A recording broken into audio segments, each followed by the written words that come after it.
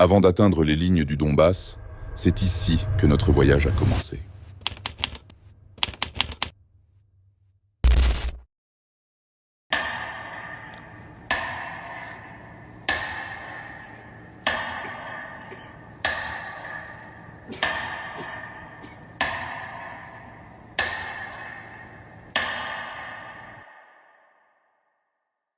Слава народу-победителю! С праздником!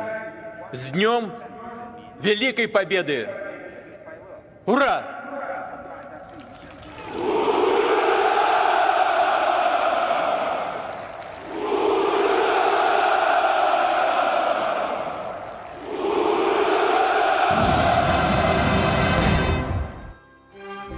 Chaque année, le 9 mai, le pays tout entier s'arrête pour célébrer la victoire contre l'Allemagne nazie. Une victoire sacrée, considérée non comme un événement appartenant au passé, mais comme une fondation nationale.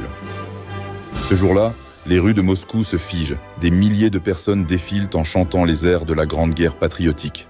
Les vétérans, parfois accompagnés par leurs petits-enfants, ressortent leurs uniformes et leurs médailles. Sur la place rouge, les chars défilent au pas, les missiles longent les tribunes, les officiers saluent au garde à vous.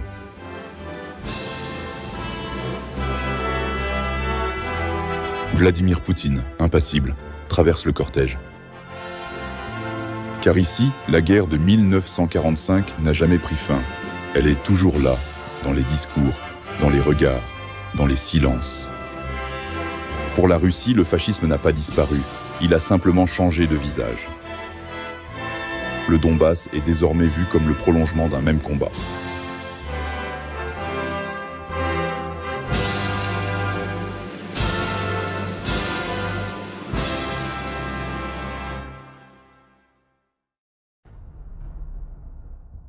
À travers cette expérience inédite, nous avons eu le privilège de mener plusieurs entretiens exclusifs avec Maria Zakharova, la voix officielle du ministère russe des Affaires étrangères, Vladimir Soloviev, la bête noire des médias occidentaux, Alexandre Douguine, le philosophe maudit en Europe, Piotr Tolstoï, vice-président de la Douma d'État, Alain Soral, qui nous a par ailleurs accompagnés pendant tout notre voyage dans le Donbass. Il y a un drone qui a pété pas très loin de l'hôtel, à 6 minutes de notre hôtel. C'était peut-être pour nous. Nous, on a fait 1200 km en autocar, on est épuisé. C'est 1200 km en plus avec des détours, parce qu'on doit passer par une frontière compliquée, forcément. C'est 18 heures, je crois. Hein. On s'est tapé 18 heures. Oui, à peu près. C'est le plus dur, c'est ça quand même. Ouais. Hein. C'est le mal au cul. Ça fait 2 jours de voyage pour 5 jours sur place. Et quand tu arrives et que tu ouvres le robinet en disant je vais me rafraîchir ou je vais prendre une douche, parce que tu penses à la douche, et qu'on te fait comprendre qu'il n'y a pas encore d'eau, mais qu'il y en aura tout à l'heure. S'il y a de l'eau dans les chambres des numéros pairs, il n'y a pas d'eau dans les chambres des numéros impairs, et qu'il faut tomber du bon côté ou attendre son tour, c'est là que tu comprends quand même la guerre au niveau de l'impact de la vie quotidienne. Et bien d'autres encore. Vous pouvez les retrouver en intégralité sur notre chaîne YouTube Géopolitique Profonde ou dans le lien dans la description. S'il y a bien une chose que nous avons compris au détour de ce voyage, c'est que Moscou ne se livre pas au premier regard. Il faut savoir écouter ses silences et observer ses gestes. Et ce que nous avons perçu, à travers les cérémonies, les blindés, les mots et les regards, c'est qu'un peuple entier est prêt à se lever de nouveau. Non pas pour conquérir, mais pour résister. Encore.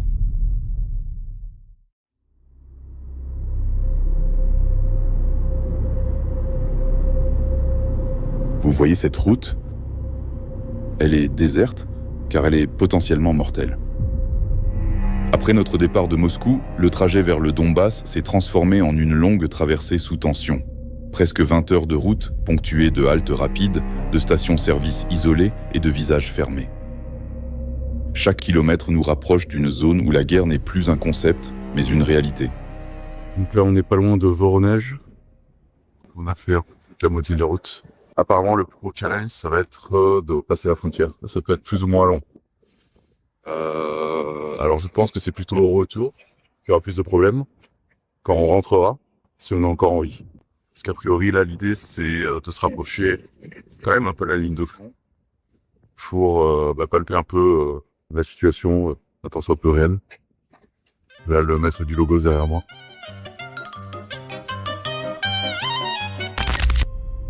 Plus on descendait vers le sud, plus le décor changeait.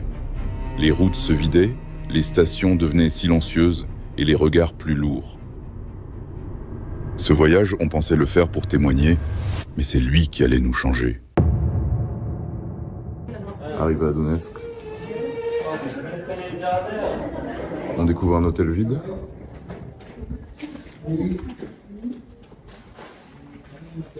Un peu à l'ancienne, mais sympathique. Ceux qui sont à l'accueil ont pas l'air commodes. Regardez-moi les deux costauds là. It was at this moment that he knew. He fucked up.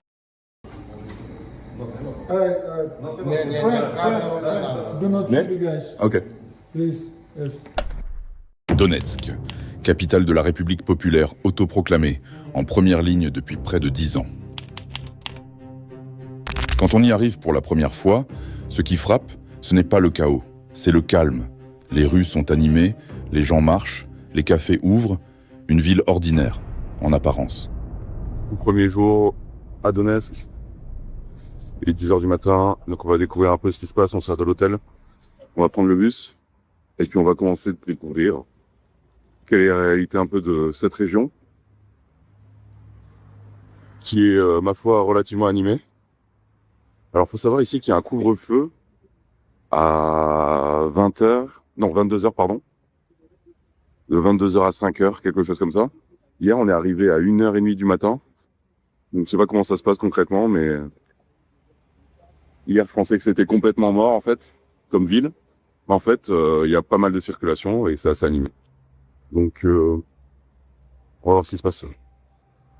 Mais ce calme n'est qu'un décor. Très vite, notre guide nous emmène dans une école bombardée. Il veut nous montrer ce que les images ne disent pas. Le bâtiment a été frappé une première fois en 2014, puis à plusieurs reprises, jusqu'à très récemment, même avant l'opération militaire spéciale lancée par Turchinov. Une fois à l'intérieur, le silence est saisissant.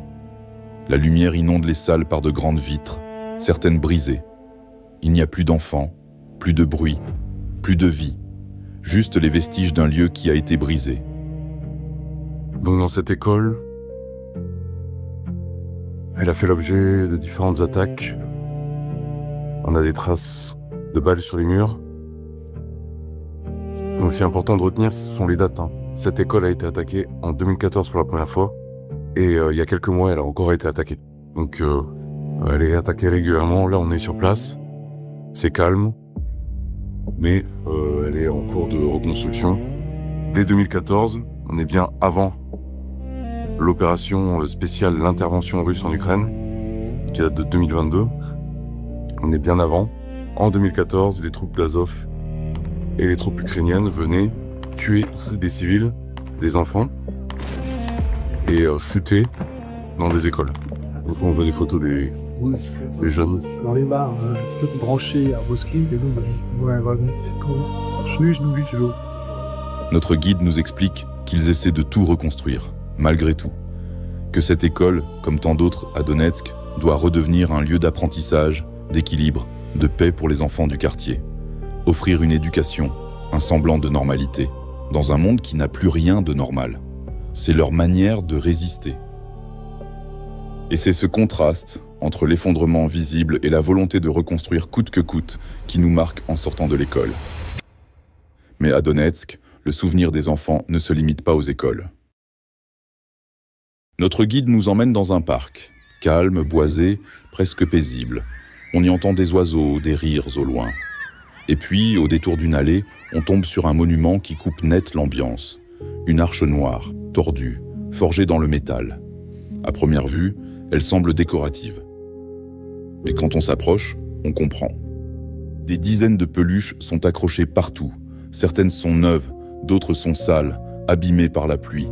Des ours en peluche, des lapins, un Pikachu, des fleurs en plastique, puis en dessous, une plaque, gravée dans la pierre, une liste de noms. Tous des enfants. Le plus jeune avait 2 ans. C'est ça, l'allée des anges. Un mémorial érigé au cœur de Donetsk pour honorer les enfants tués depuis le début de la guerre, en 2014. Pas des soldats, des enfants, morts chez eux, dans la rue, à l'école. Un peu plus loin, au milieu des arbres, une statue attire le regard. 2 enfants, figés dans le bronze. Un garçon, droit, immobile, le regard tourné vers le ciel. À ses côtés, une petite fille qui s'accroche à lui, une main posée sur son bras, l'autre serrée contre sa bouche, comme pour étouffer un sanglot. C'est une image d'innocence, mais aussi de peur. Une peur silencieuse, contenue. Le garçon s'appelait Kirill Sidoriuk. Il avait 13 ans. Le 29 août 2014, alors que les bombardements touchaient le quartier où il vivait, il a instinctivement couvert sa sœur de son corps pour la protéger. L'explosion a été trop proche. Lui n'a pas survécu, sa sœur, si. Depuis 2017, leur histoire vit ici, à travers cette statue. Quand on s'en approche, le silence devient lourd. Parce qu'à Donetsk, grandir est un privilège que tous n'ont pas eu. Alors vivre devient une forme de courage. Le soir venu, les visages changent, les regards s'éclairent, les musiciens s'accordent. Dans les bars, au détour d'une rue, la vie reprend ses droits.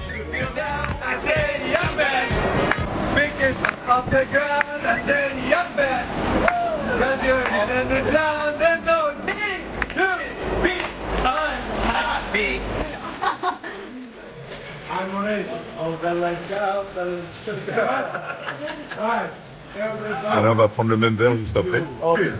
Ah, il commence à avoir des sueurs là, il commence à avoir des sueurs. Il faisait le malin. It's time to say it the YMCA. It's time to say it the YMCA.